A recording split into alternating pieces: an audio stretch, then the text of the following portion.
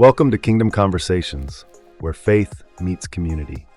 Join us as we delve into current events that matter to you. Hear inspiring human interest stories that uplift and connect us. Enjoy insightful interviews with leaders and changemakers. Hosted by Pastor Carson Days, your guide through Kingdom Conversations. Let's explore our kingdom together in every episode. I want to call your attention to Proverbs chapter 4 that was read in your hearing and beginning at verse 1. Proverbs chapter 4, beginning at verse 1. Hear ye children, the instruction of a father, and attend to know understanding. For I give you good doctrine. Forsake not my law. For I was my father's son, tender and only beloved in the sight of my mother. He taught me also and said unto me, let thine heart retain my words. Keep my commandments and live. I want to talk about that today.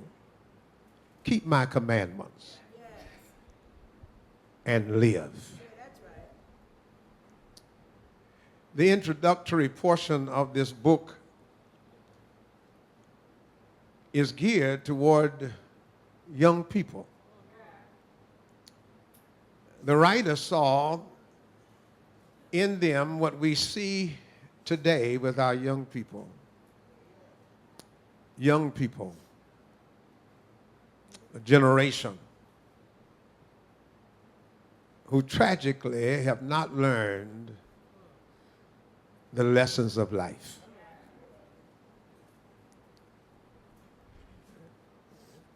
In the world in which we live and all the things that we face and all the things that come up fast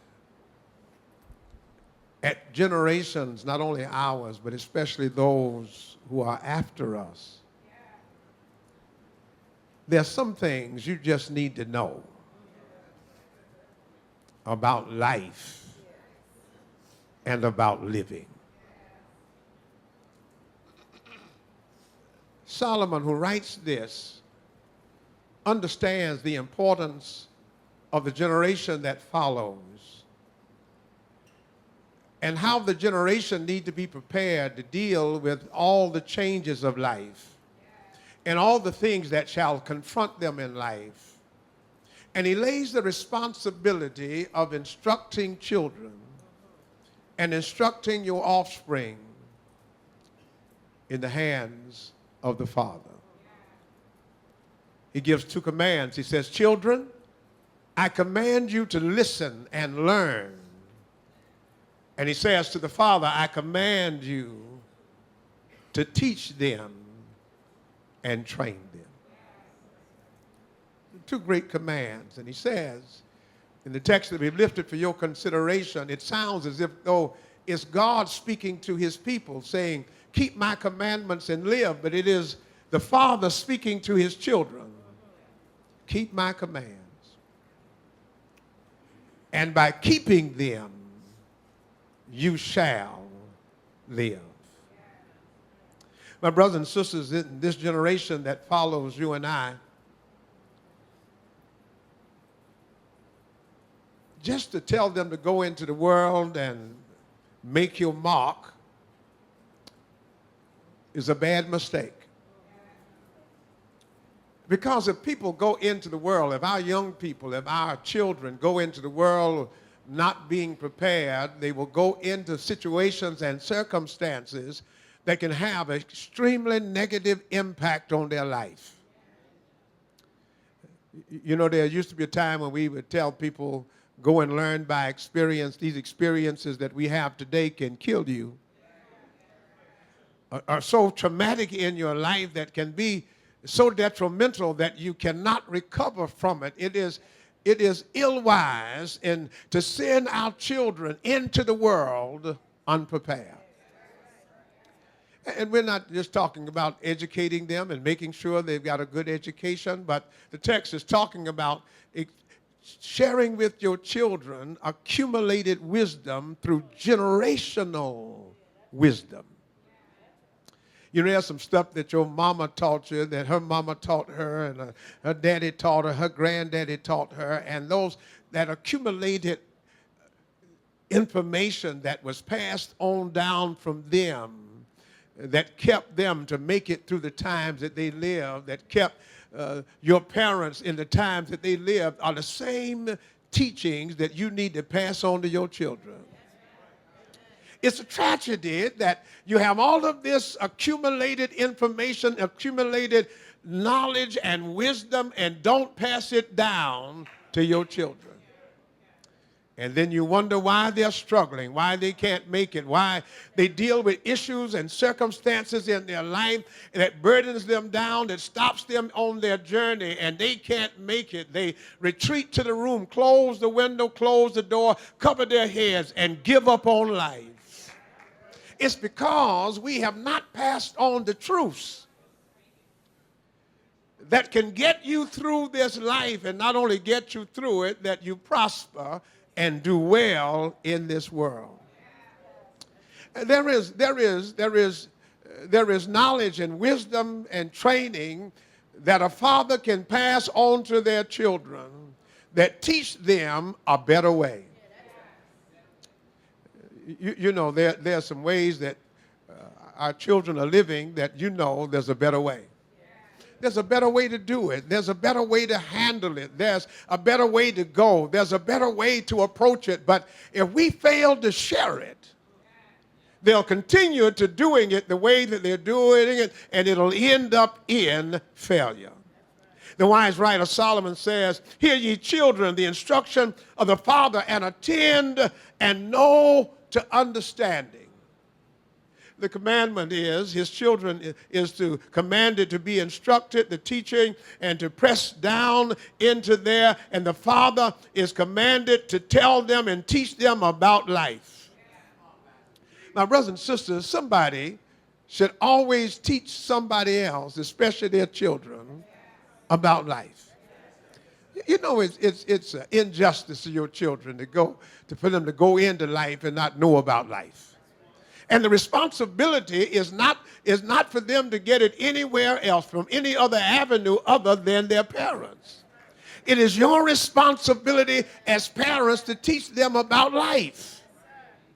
And not just and about the life you want them to live and the life that you want them to have. It's your responsibility. Solomon commands you to teach them.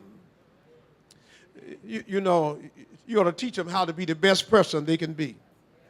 You ought to teach them and instruct them about wisdom, about experience, about knowledge. And Solomon simply says, I'm teaching you what my father taught me.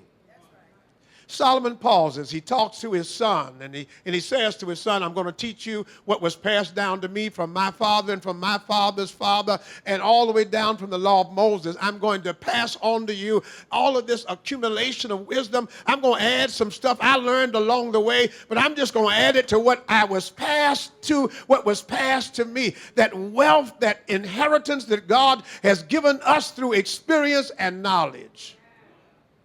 My brothers and sisters, I believe that's what our children are lacking today, and that's why they're missing the mark, and that's why they're having such a hard time making accomplishments in this world, is because we have left them ignorant of how to make it.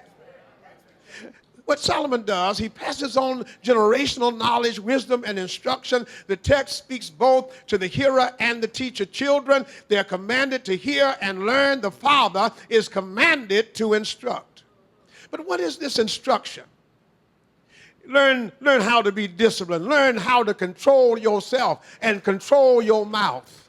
Learn how to control your emotions, how to control your tongue, control your feelings, and control your thoughts. He says he's teaching them in Proverbs how to form proper habits of behavior. And Solomon tells him, he said, now I want you to know you're getting ready to reign. I've already taught you how to reign. I taught you how to do the art of war. I taught you how to live. I taught you how to manage your money. It's important for our children to have wise counsel. And Solomon said, I want you to know that even though I'm giving you this wisdom, there's going to be times that in your life you need to seek out some counsel from other people. Now listen to what he says. I don't care who you are. There are times in your life you need to get with somebody who know more than you. You need to get with somebody who has been through more than you have been through. He says to his son, out of all I've told you, he said, I want you from time to time, seek out wise counsel. Now watch. The Bible says that there came a problem in Proverbs 19 and 20 and 21. He says this when it comes to counsel. He said, hear counsel and receive instruction that ye may be wise in the latter days. He said if you want to end up well, he said get some good counsel. He said, because they have got many devices in a man's heart. He said, we got enough in us that will trip us up and cause us to fall. But if you get some wise counsel, he said, you'll be able to stand in the Lord.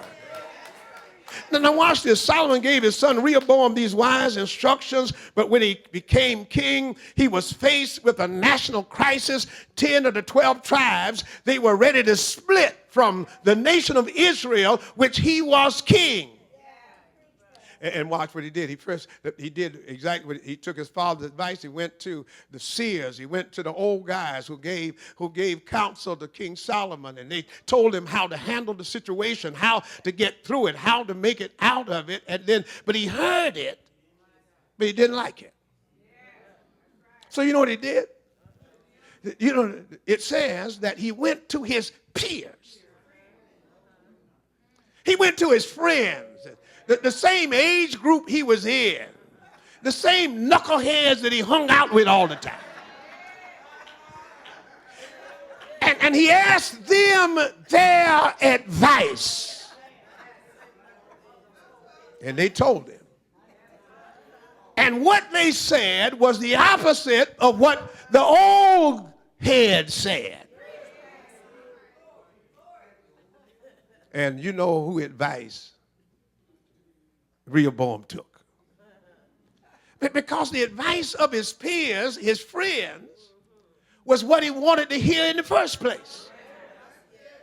You know, there are those of us who seek advice, and we'll seek advice, and we'll go to everybody we can until we get to one that say what we want to hear. And Rehoboam, he took the advice of his friends, and his situation became catastrophic. He lost his kingdom because he took bad advice. You know, there used to be a time when people stopped by the office and say, Pastor, I need some advice. And it could be about anything. People don't come by anymore.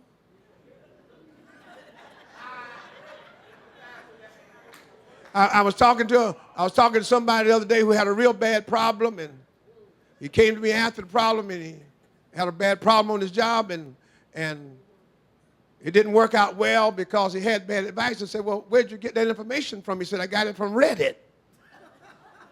I said, what is Reddit? He went on the internet, put in a question.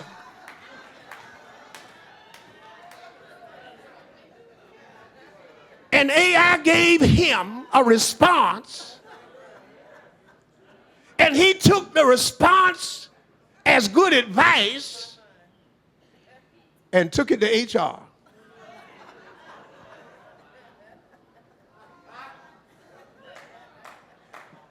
Now, I know we live in a new generation, a new time.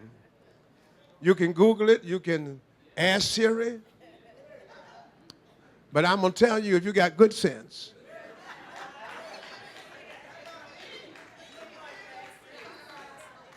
seek the counsel of somebody who's been living a little longer than you.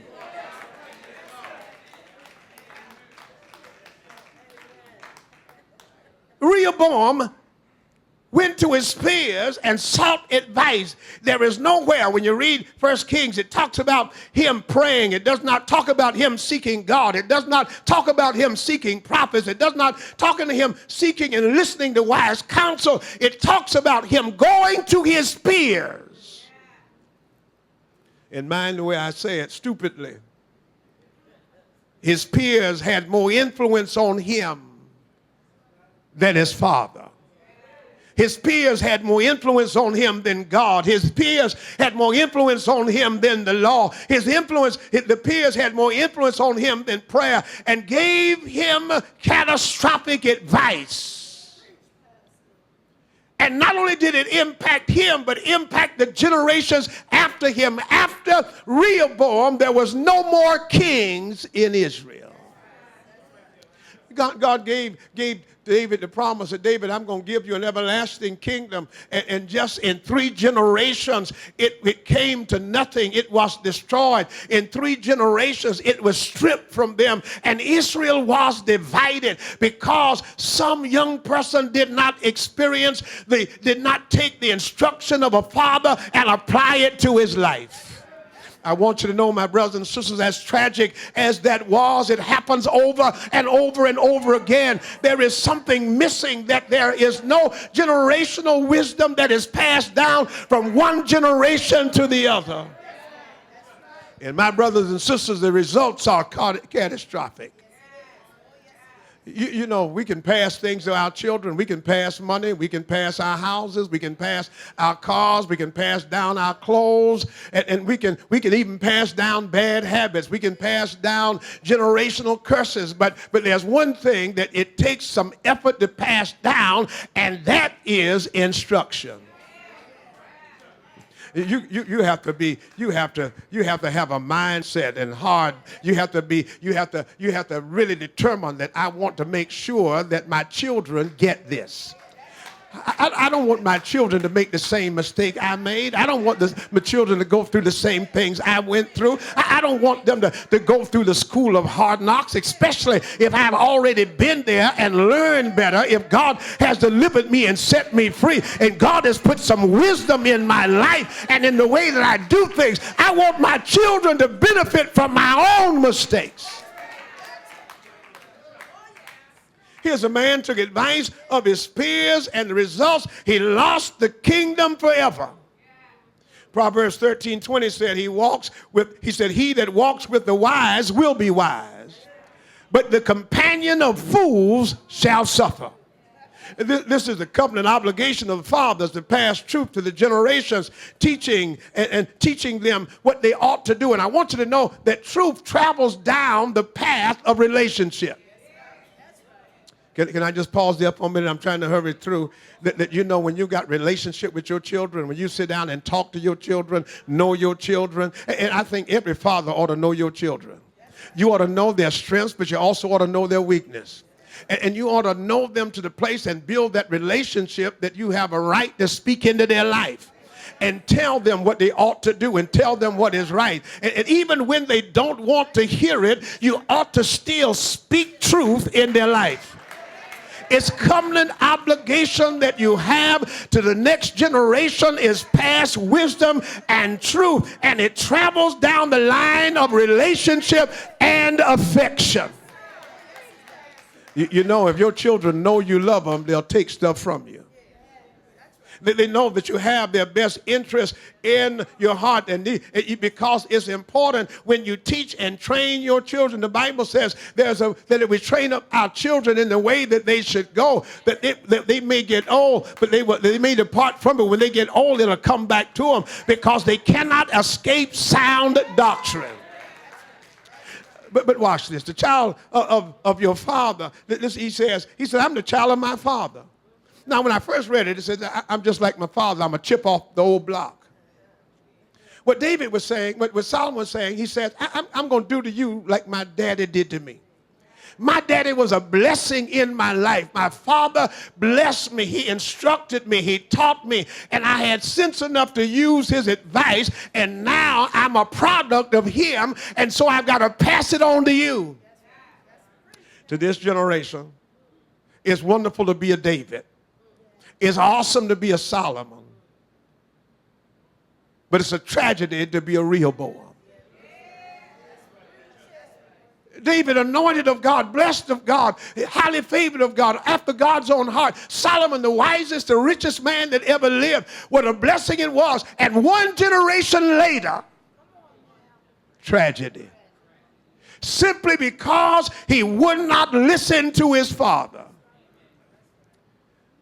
My brothers and sisters, you got to have love for your children. You got to have a natural love for your children in order to do this. You got to love them naturally. You know, there's something about the first time you see that baby, how beautiful that baby, big head baby is. And I don't care what other people say about it, how you look to anybody else, to you, the most beautiful child in the world. There is a natural affection immediately for that child.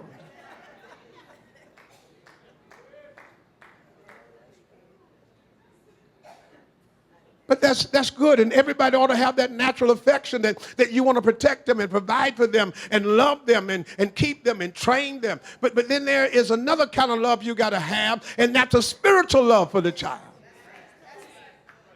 It just can't be natural, and you never teach them anything at all about God.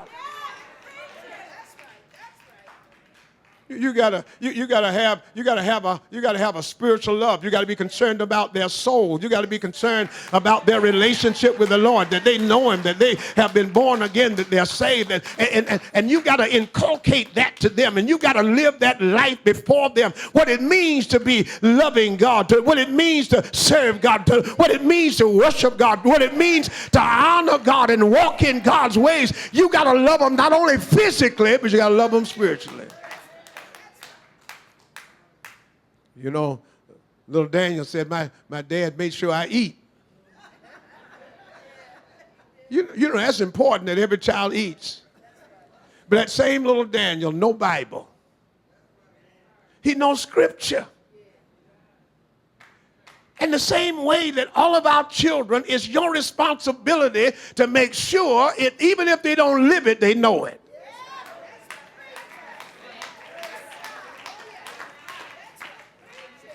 Welcome, everyone, to Kingdom Conversations. We are grateful to be with you tonight, and thank you so much for tuning in. We are excited about tonight and our discussion this evening. We're on the heels of Father's Day, and so we want to talk about the importance of fatherhood, the roles of fatherhood, what it means to be a father. And I am delighted today to have with me my two sons. My oldest son, Collins Jr., and my youngest son, Carson Sr. And sandwiched between them are my daughters, Mandy and Bria. Is that right? Mandy and Bria. But they're not here today. I got son as father's time to celebrate today, and we want to welcome Collins and Carson. Welcome to Kingdom Conversations.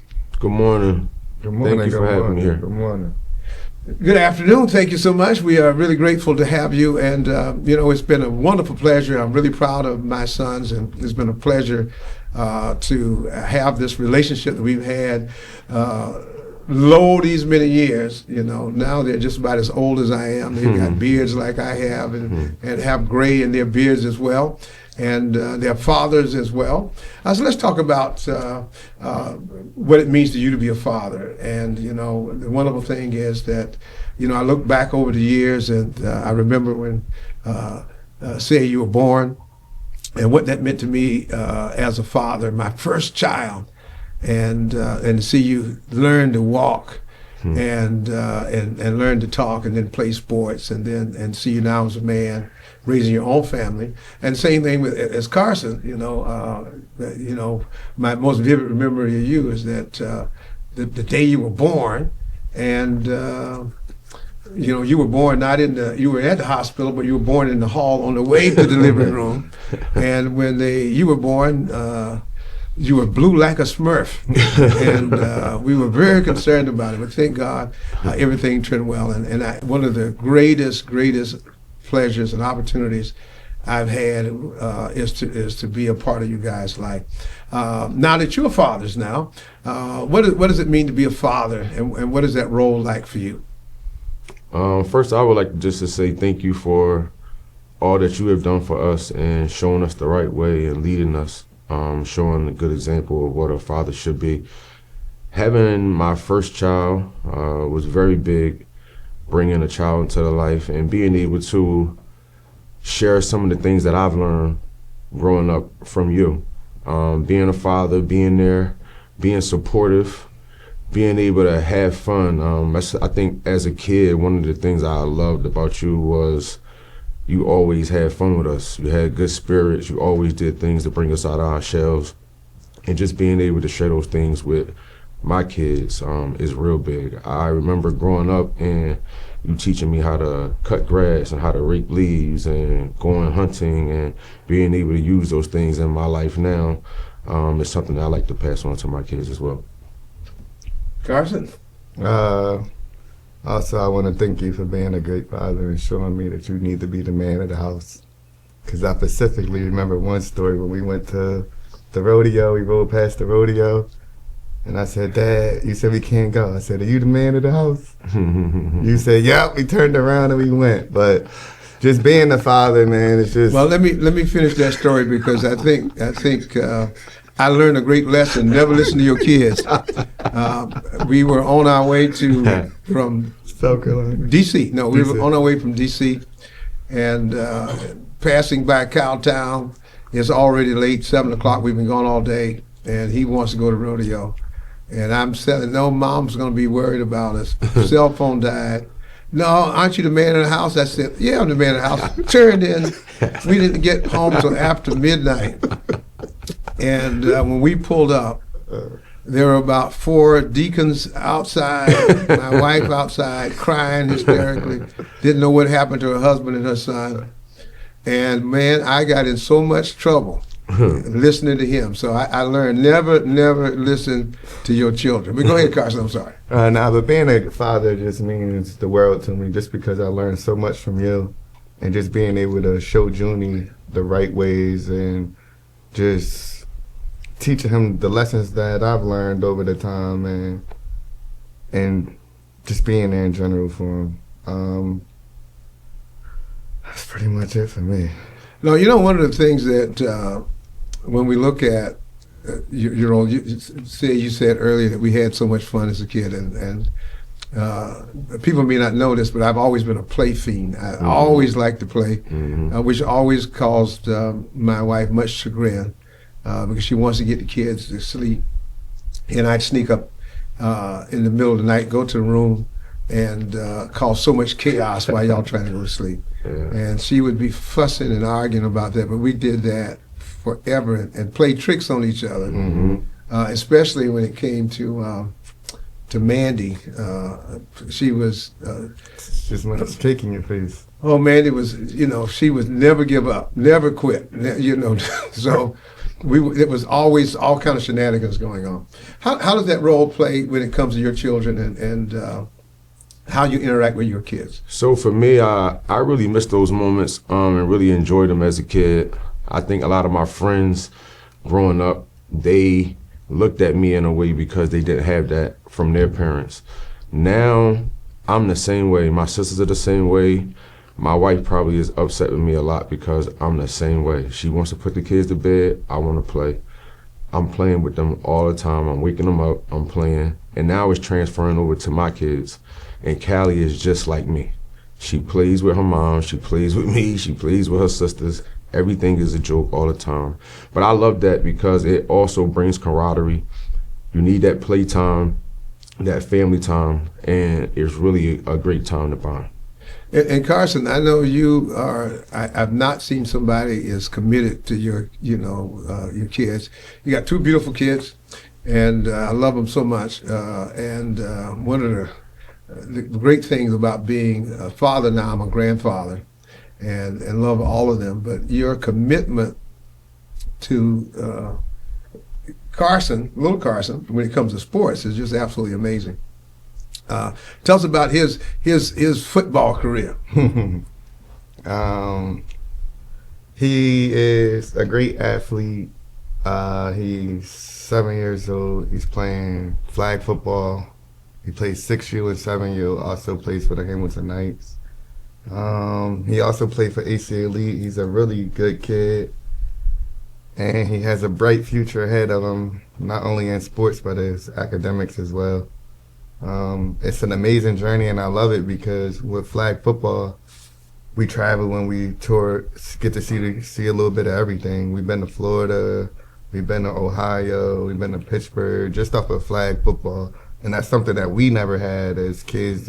When we travel, it was like family vacations or going to go see our parents. But with him, he's getting able to see the whole world just by playing sports. And it's just fun.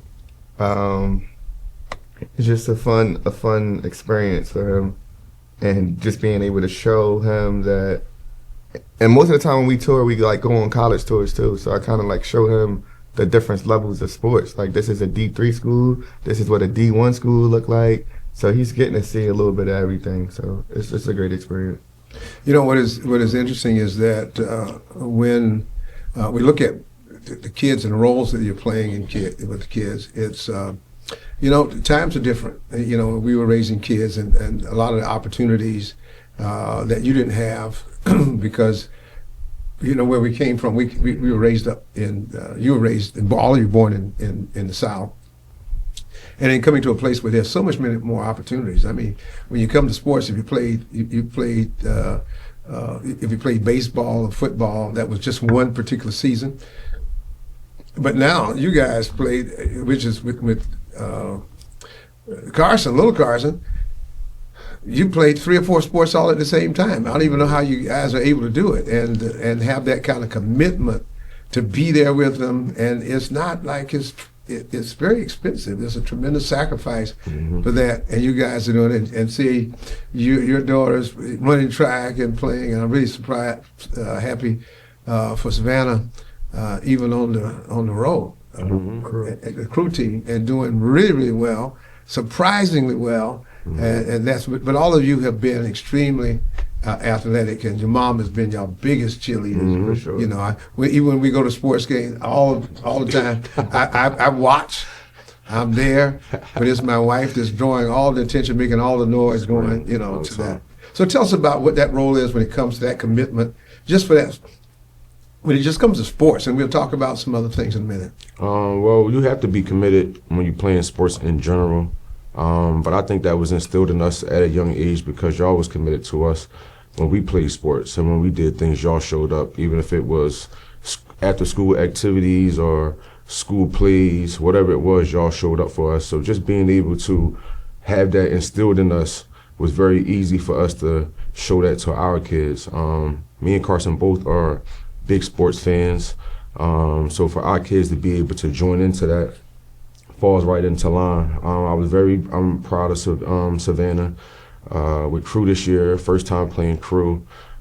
She struggled getting in the first boat and just getting acclimated to things and just fighting. She was able to get into the first boat. First year as a freshman, they went to the championship races. So that was a big adjustment for her. I think the hardest thing for me was just to see the pain that she endured. I work on the farm a lot, so I have calluses all over my hands, and just for her rowing the boat, she cut her hands up. So just for her having that commitment to stay into it, and Callie running track for the first time and really getting into track and showing their commitment. It was times where they wanted to give up, but we was taught to always persevere through things that we started and to always finish. So it was easy to translate that to our kids. You know, I had, there were four kids. We had 4 kids, 2 girls and 2 boys. Say you have 2 girls. 2 girls. And Carson, you have a boy and a girl. Tell me what's that like to raise 2 genders and see how it is to have 2 girls, a house full of girls. So for me, having a house full of girls, it's kind of like second nature to me because when I first started growing up, I had 2 sisters, and then I had my mother. So just to have all of them in the house, learning how to do hair, learning how to wash dishes, learning how to fold clothes were things that was instilled to me from my mom, and I watched my sisters and them do that at a young age. And to be able to pass that on to my kids is amazing.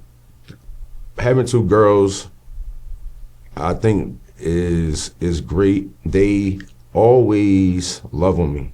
The love that they share and give back to me is amazing, and I hope that I am able to show everything to them that my father showed to me, so they'll be able to grow up and be great women. For me, having a boy and a girl is completely different. Like with having Carson, it's just like, it's so easy, it's on the run, it's on the go. And just being a boy, it's in your nature just to play and slam him, and He's rough and tumble as well. he's so rough. And then having a daughter is just totally different because you're so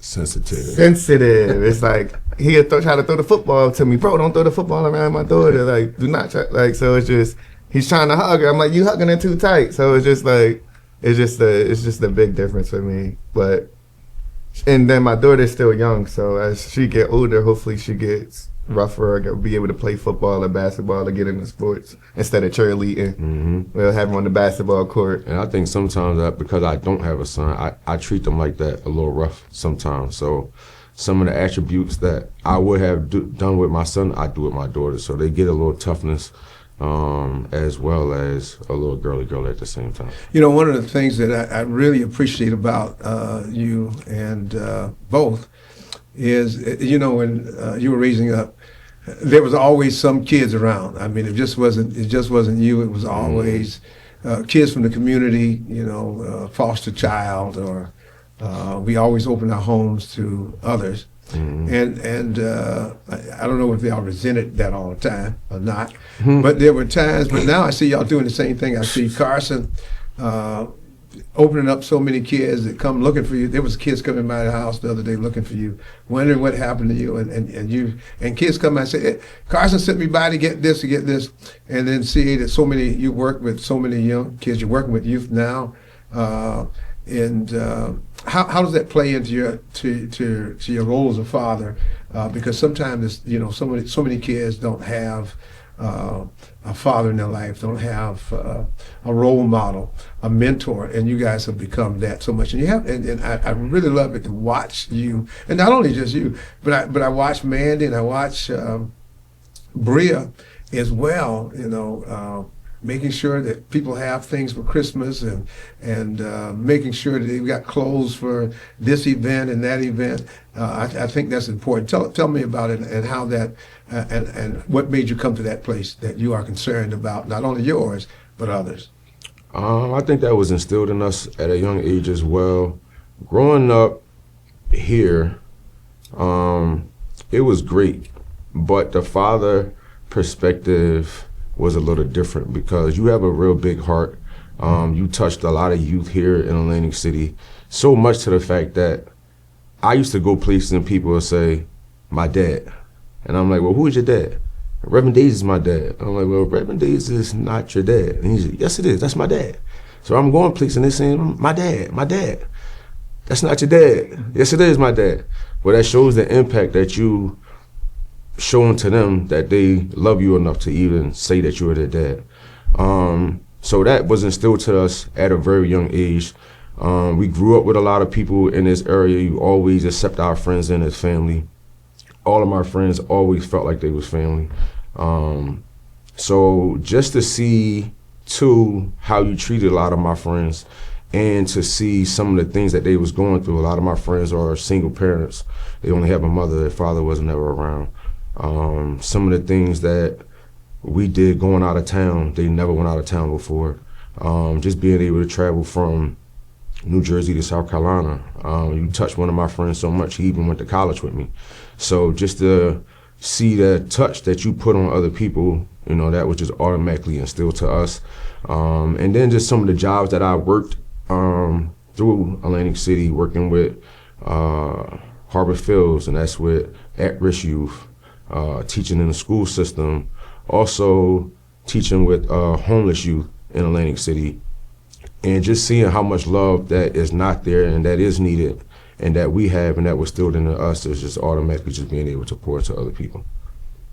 And it's also a great thing to see how they feel once you pour those things into other people. It's life-changing. Yeah, I also agree. I think for me as a kid, like just with a community raising us on the whole, and just being in church as a kid, we had so many aunts and uncles that wasn't really related to us, but they played a role to us that accepted us, and like we accepted like you accepted all of our friends, and then had people live with us for years down the line that became our brothers, from the stars to the juniors to the T's. Like, so I feel like it takes a community in general to Ibn. It takes a community in general, even if it's not your family, to raise their kids. And that's what you see in Atlantic City. You see a lot of kids who you know, or who you kind of have an influence on more than their own father does. So it's like, take action, and because you are a representative of your own community and you want to give back and pour into the community so that they won't end up in jail or end up dead, because a lot of my friends before we even graduated ended up dead. So it's just like, I think it comes to being a role model as well. A lot of people don't have older people to look up to who are doing positive things. So they really don't have the eyesight to see past Atlantic City or just to see their situation, because they haven't had people in their lives who pour into them, who are doing things that's positive and traveling. So that's where it comes from. You know, I was you brought back some memories that we would load up the Suburban, So, and we'd have 4 of ours and 2 or 3 of somebody else's, a couple of dogs, and we were heading down south, which was interesting. You know, as you talked about, I was thinking just last week when I came in the house, and 2 kids were there, and they said, Carson sent me there. We're going to the prom, and we got an after prom party. And Carson said, come and pick out what we need for the after prom party. You know, and you know, that kind of thing that when you're there for kids, you may think that's a small thing, but that can change their life forever. And that there was somebody who was concerned about me, knew I needed something, and provided it for me in my needed time. And it was no big issue, you know. Matter of fact, Mandy Bria made some of my banana pudding. And he had some banana, that's the best banana pudding yet. So that's what he's been talking about forever. So it gives an opportunity, and all of you have worked along with kids so much. And I want to just go back for a minute, because you're PK kids, preacher kids, and you know, PK kids are normally have a tough time. And I think something you said was so important, and for the people out in the church world, is because when we came up to a lot of years ago from South Carolina. All of you had a great family support. And I think it's important that we talk about the extended family, because we had all of my brothers and sisters. There were 9 of us, and all of your cousins, and then there were 11 of your mother's family, and all of their kids, and all of us were extremely close. 2 families, extremely knitted. And then we took off and came up here not knowing anyone. And but you were right, you came, and you were blended into the church family. Just really, there were times we didn't see you, because you had Aunt Gwen, you had Uncle Thomas, and Aunt Tina just took you. Everyone had their place. You know, everyone went a separate place. All 4 of it, and had their own set of new siblings. And I thought it was tremendous. And what I love, after all those years, you have still maintained those relationships, and you're not like friends. You're like family. Talk about that, because I think it's important in today's society of extended family. And if you don't have an extended family, creating those positive relationships, that's important for your well-being and for your family. I guess having a big family was very big growing up. We always did things together, whether it was my mom's side, whether it was my dad's side. We always did things together. We looked forward to spending time together. As a young kid, we spent a lot of time at my grandmother's house. And my dad's family would bring, all his sisters would bring their kids over and basically would just leave us there.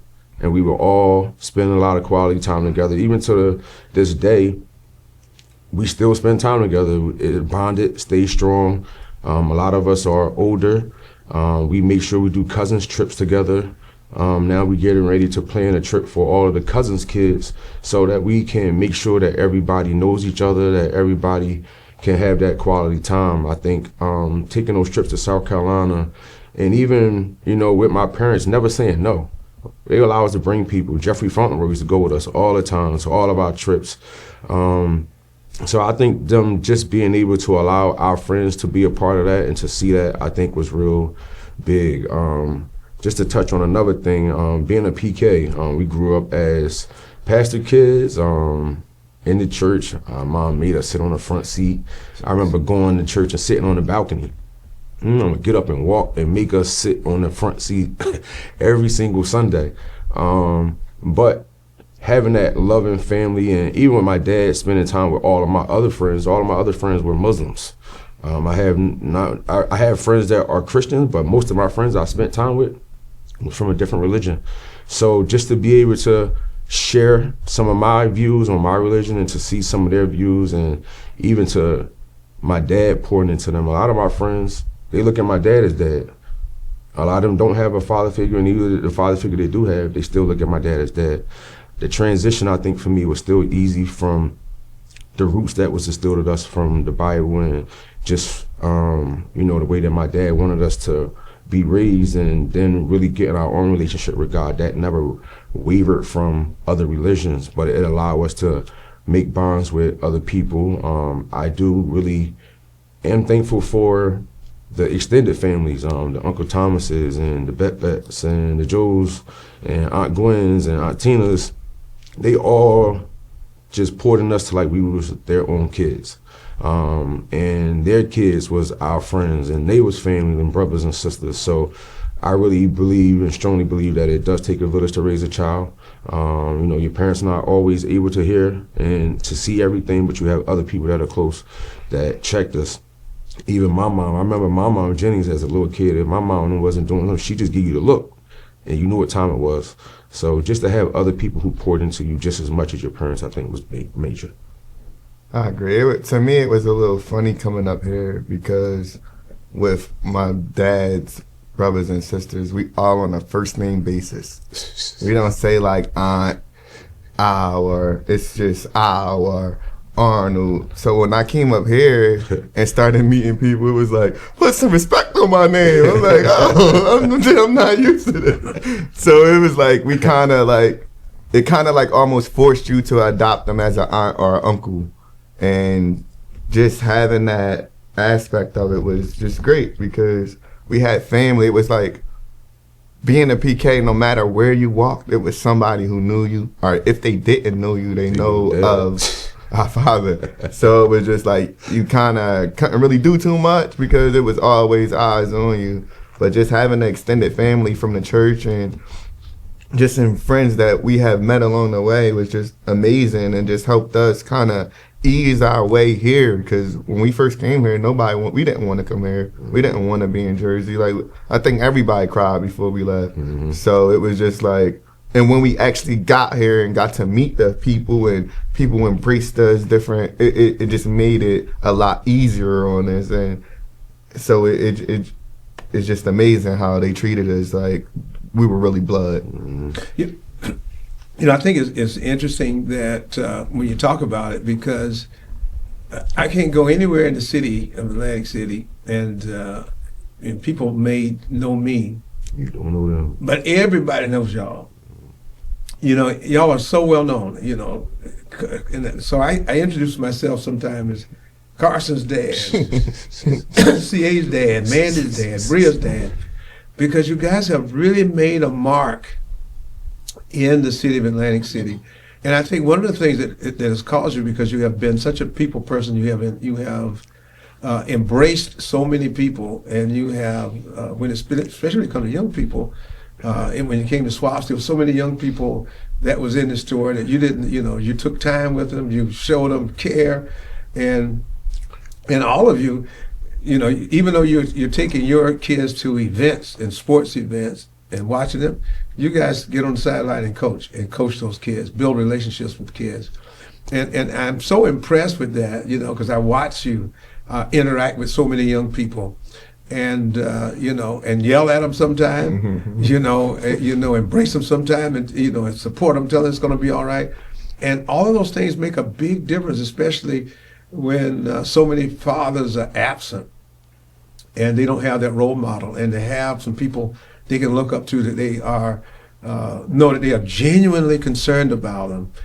It makes a big difference, and I really appreciate that about you guys, and the kind of role that you have, not only with your children but with so many other kids, and I just thank God my family is blessed, because all of them have taken that mindset that it's just not about you and yours, it's about everybody who's in need. Well, I think that was also instilled in us, with you traveling all over the world. Not only do you touch lives here, you touch lives abroad. And one thing I think I've learned about you is you pour your heart into whatever you pour your heart into, especially into people, and accountability. So one thing I've learned with dealing with youth is being honest with them and accountability. So even when you're telling them something, if you're catching them in the act, you stop and still address the situation. There was a kid that's in trouble often. I talked to him often, and then I seen him on Atlantic Avenue. He was engaging in something that he shouldn't have been engaging in. I pulled a car over while he was still engaging. My wife looking at me like, "What are you doing? What are you doing?"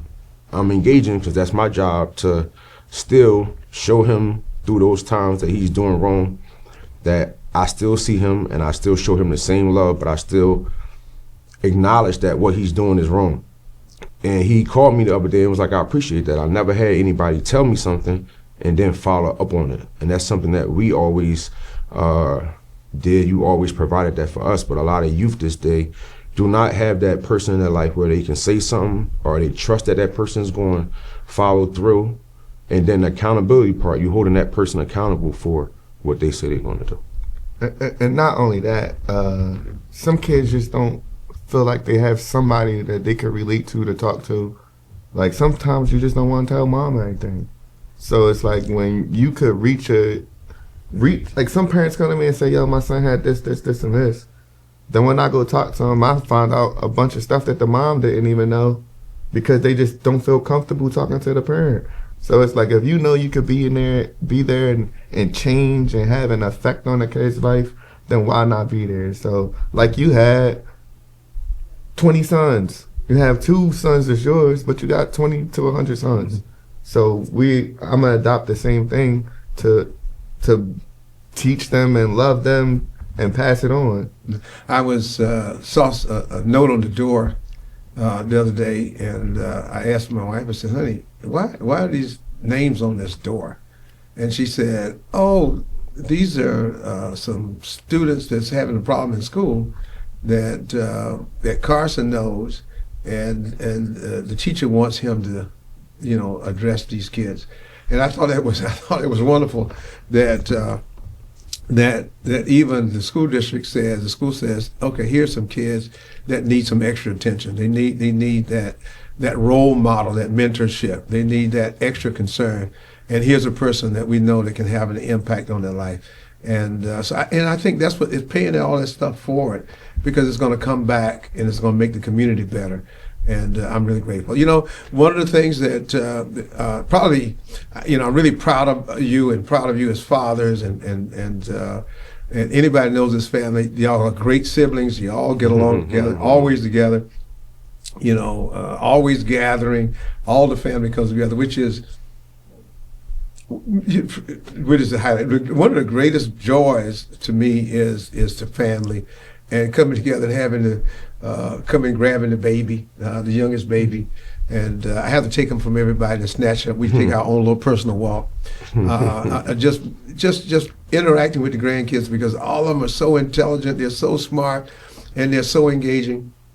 The only disappointment I have with y'all is that none of y'all are really farm people. I mean, you guys don't. You don't ride the horses. You don't tend the gardens. You don't do. See, don't even look. See, ain't the only farm person. Bro. He's not a farm person, not at all. See, he don't want to fix a fence. He don't want to. See, he don't do. See, he won't help me catch an animal. See, he won't do any of that. Now, he'll mess with the dog. He'll come out, throw a pea to the bucket, a pea to the dog. But real farm, and which is interesting because Carson, you were a cowboy down. I mean, you were cowboy up. Man, you'd have the vest, the chaps, the boots, the hat, and I couldn't move. You was in my shadow. You'd ride anything, and I can't even get you close to a horse today. So, thank God for Si, because if it wasn't for Si, as a matter of fact, Si roped the calf yesterday. Did a really good job. If it wasn't for him. And my son-in-law is just as bad. He doesn't even come to the farm at all, so. Well, that's an untruth. Yeah. I'm at the farm every single day. I'm at the farm sometimes twice a day. I feed every animal. But you're doing your thing with the dogs. I am doing my things with the dogs, but I'm doing your things too. You haven't fixed the fence, can't fix the fence. Man, I can fix a fence. I don't ride as much because I don't have the time. Can't ride as much. I don't remember the last time you ever been on a horse.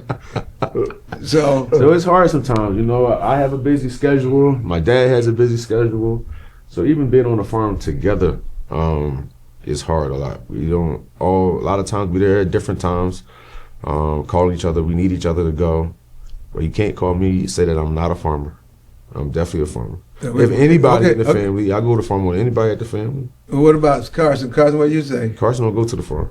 Yeah, I haven't been to the farm. The last I've been to the farm. He's scared of a goat. But I think when I was going to the farm the most was when we had like the 4-wheelers and the ATVs. We still have those. We still have those. See, that's how long I ain't been there. I didn't even know we still have all those. We still have all those things. And they just sitting up there just doing nothing. Nobody ride anything. Nobody comes out. I'll be there Monday. But we're really grateful for it. I'm really thankful for these guys. I really love you guys. I really love what you guys are doing. I'm really grateful for my son-in-law who's here, who's a tremendous father as well, who's in the background. I'd love to have him on the front, so I got to get him up here for an interview, Dr. Chapman. But I'm really grateful for this family, and we want to wish all of you very happy Father's Day. Happy Father's Day. And how much is important in that role, that mentorship, being that surrogate father for so many. It's really, really important for our community. And there's some child out there that needs your advice, that needs your support, needs your attention, and needs you to keep your word. That's important. Yeah. We're going to ask some final remarks from both of you, and we will. So glad to have you. It was nice being on the show. Thank you for having us. Thank you for being a great father. Thank you for leading us and guiding us to the men that we are today. And we hope that we may be able to pass these jewels on to each and every one that we come in contact with. Boom. He said it all best. But thanks, Dad, for being a great father, man. Just thank you for spreading your wings amongst us and showing us the right way and being a perfect example of how to be a father. And we're going to extend it on to our kids and all of the 200 kids that we encounter that's going to become our sons and daughters. And happy Father's Day. Thank you so much. I really appreciate it. I'm really proud of you guys. Thank you. We want to say happy Father's Day to every one of you. You already know how much we love you and care for you. Thank you again for being a part of Kingdom Conversations. And that wraps up another powerful episode of Kingdom Conversations, where faith meets life and purpose is revealed. We pray today's dialogue stirred your spirit, sparked your thinking, and strengthened your walk with God. Remember, the kingdom is not just a place where we're going, it's a way of living here and now. So stay rooted in the Word, stay connected in the community, and stay bold in your faith. If this episode blessed you, don't forget to like, share, and subscribe. Join the conversation online and help us spread the kingdom message far and wide. Until next time, keep seeking, keep growing, keep walking in kingdom purpose. God bless you, and we'll see you next time on Kingdom Conversations.